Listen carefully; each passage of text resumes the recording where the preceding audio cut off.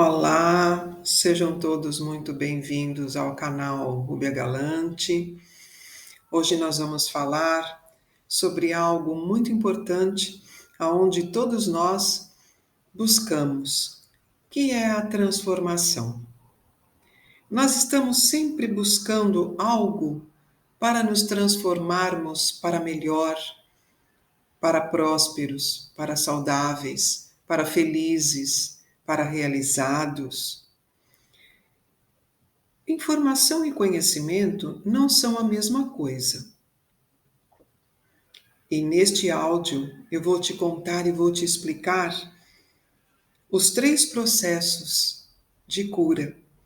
Eu vou te contar quais são esses 3 processos.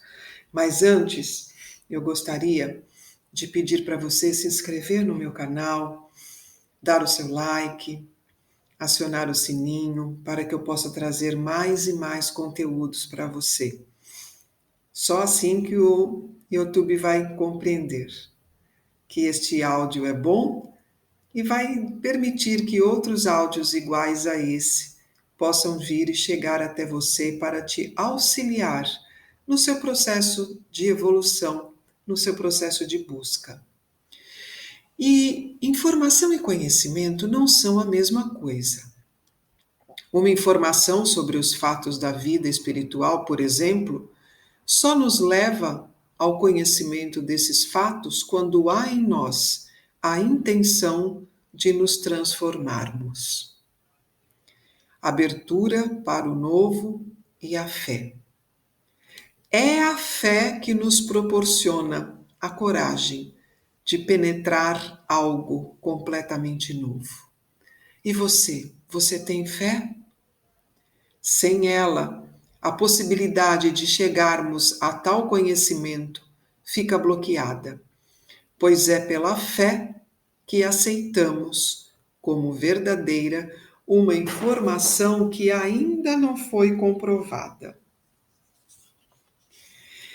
Os níveis da verdade. Existem muitos planos de consciência que eu gostaria de deixar claro aqui para você. Nós temos o plano físico, o plano emocional, o plano mental, o plano intuitivo, o plano espiritual, o plano monádico, o plano divino e o cósmico. Cada um deles é composto de subníveis e tem as suas próprias leis. O que é verdade em um nível ou subnível não o é necessariamente em outro. Eles podem divergir, eles podem ser diferentes. Na Terra, por exemplo, o planeta que nós estamos, há certas leis nos planos materiais muito diferentes de outras, de planos superiores. Tal é o caso da lei da subsistência, da luta pela vida. Ela é verdadeira para quem busca, em primeiro lugar, as coisas materiais. No momento em que a pessoa começa a se transformar e a buscar o espírito, entra em um nível de consciência mais elevado.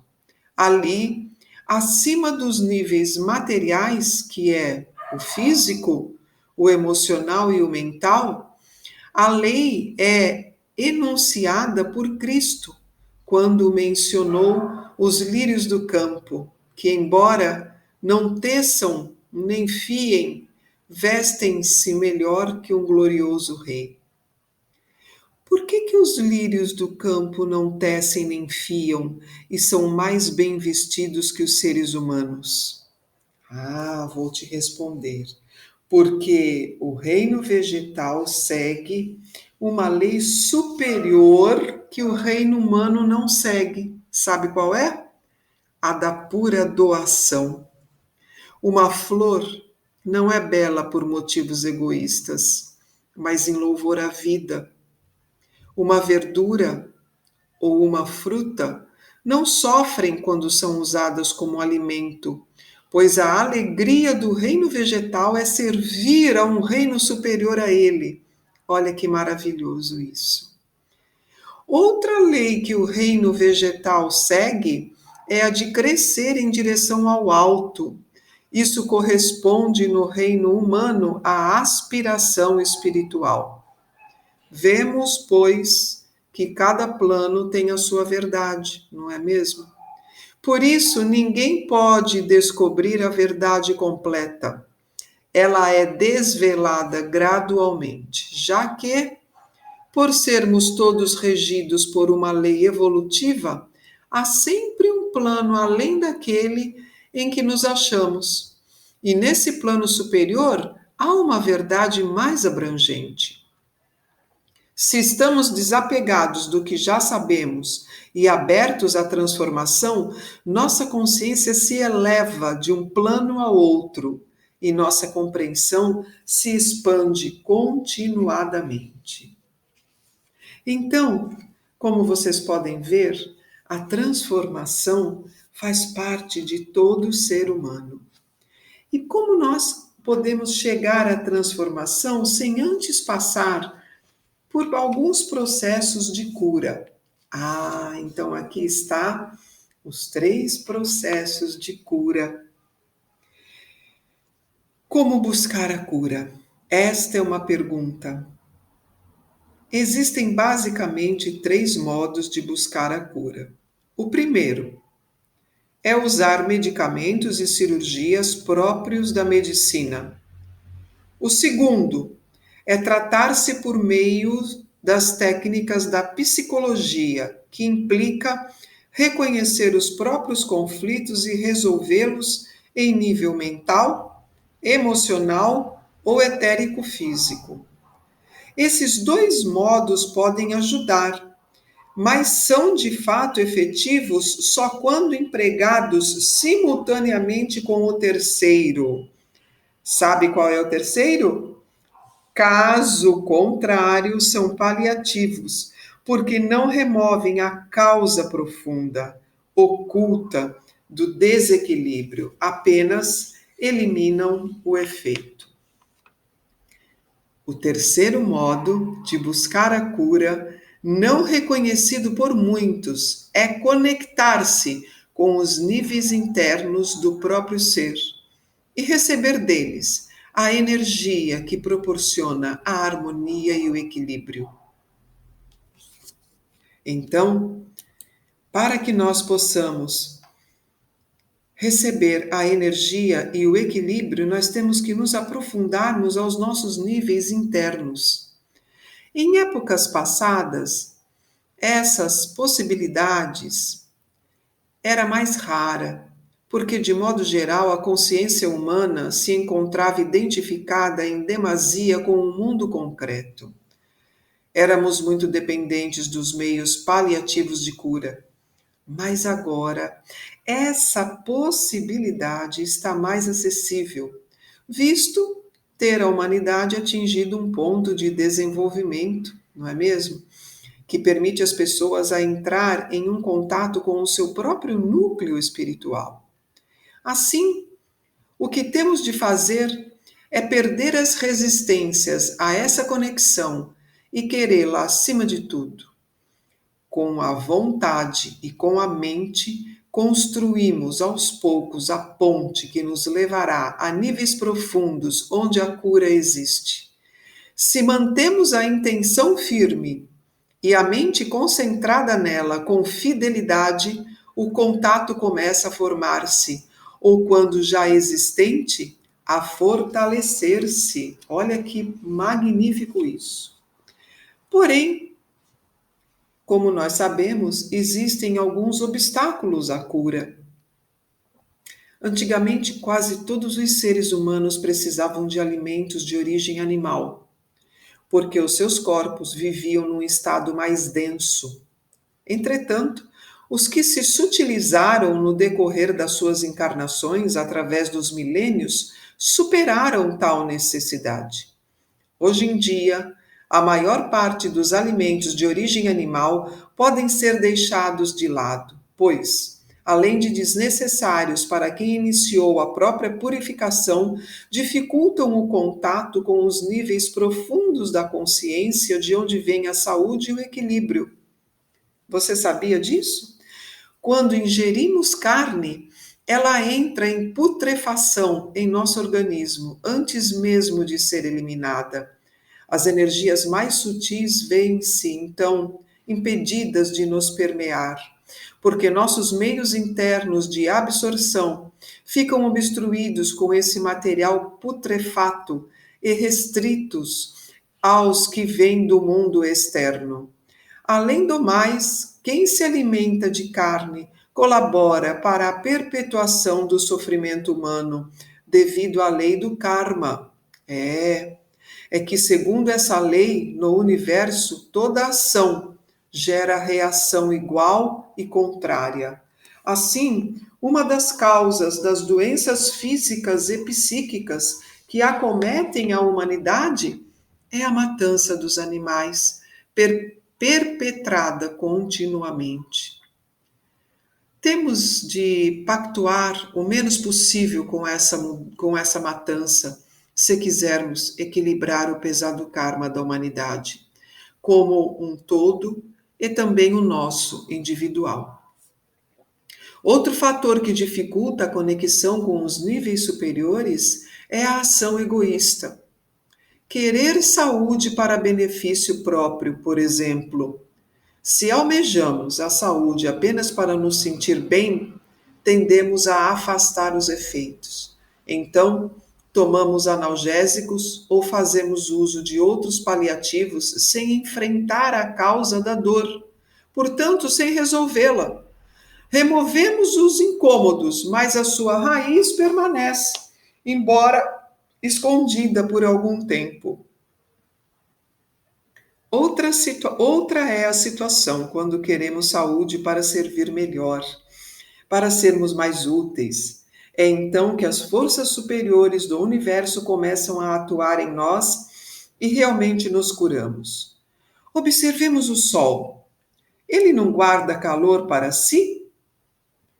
Pelo contrário, irradia continuamente os seus raios e permite a vida na Terra, sem esperar nada em troca, sem vigiar o que fazemos com o calor que nos doa. Sempre que agirmos com o mesmo espírito, conheceremos o estado sublime da fraternidade, da doação incondicional, do amor impessoal. Transcenderemos os aspectos humanos do nosso ser e descobriremos o que há nele de mais universal. E nós temos que pensar também, quando falamos de cura, nas crianças, a cura de crianças. Para as crianças, o caminho da cura não é diferente do seguido pelos adultos, não. Só que elas têm o seu espiritual menos encarnado, pois o seu corpo físico, emocional e o mental ainda estão em formação. O processo encarnatório do ser humano, em geral, se completa por volta dos 21 anos. Colaborar com a cura de alguém que ainda não chegou a essa idade portanto, prover meios do seu eu interno encarnar com mais harmonia no mundo concreto e participar dele de maneira construtiva. É claro que cada caso é único, é incomparável a outros, e que as enfermidades, sejam de crianças ou sejam de adultos, precisam de acompanhamento médico, é claro, mas combater a enfermidade sem compreendê-la, mesmo com a ajuda de médicos, significa adiar um problema. A febre, por exemplo, costuma ser um meio utilizado pelo eu espiritual da criança para eliminar substâncias, às vezes hereditárias e dispensáveis à sua trajetória na Terra. Portanto, cortar abruptamente uma febre, em alguns casos, pode frustrar a transmutação de certas impurezas. Descobrimos como ajudar uma criança doente se nos conectamos com o nosso próprio eu espiritual. E se consideramos a criança, por sua vez, um eu espiritual. Feito isso, do nosso mundo interior, é transmitida para nós a vontade do eu espiritual da criança.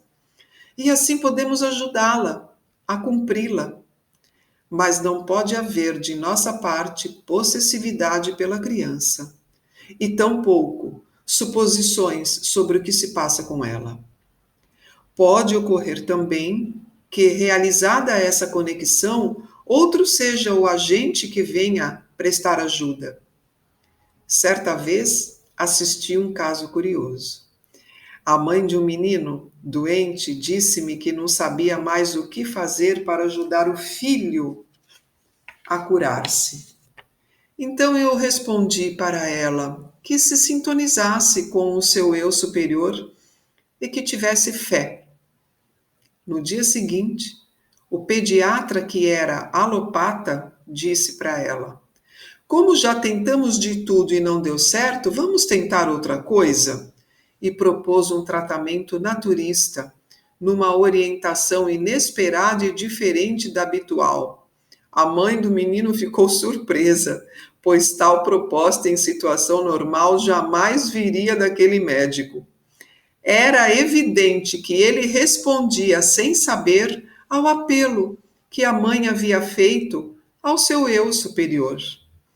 O eu espiritual pode, como nesse caso, usar uma pessoa próxima a nós para indicar-nos a direção correta. Para colaborarmos nesses casos, temos de desenvolver a impessoalidade e saber que não importa quem é o escolhido como instrumento para esclarecer-nos. Cabe-nos reconhecer o trabalho a ser feito sem aplicar resistências aos meios ou aos ajudantes que não estão sendo concebidos. Então, nós temos que entender também que não é só os adultos e as crianças que precisam de cura. O planeta precisa de cura. Cada planeta tem uma aura magnética e psíquica formada pela soma das auras dos seus habitantes. Tudo que compõe a aura individual desses seres, portanto, influencia a aura planetária, pois é a parte dela.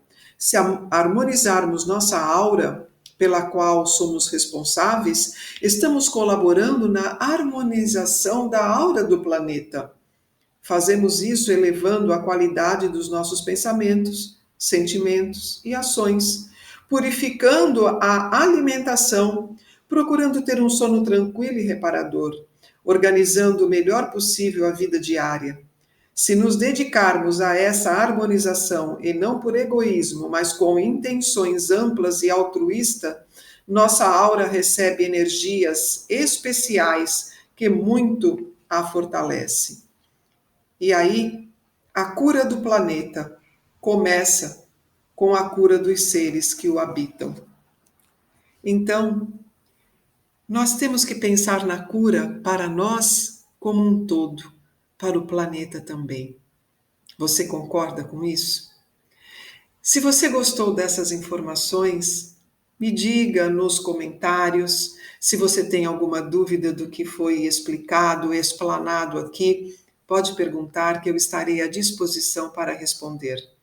Agora, você já sabe quais são os 3 importantíssimos processos de cura.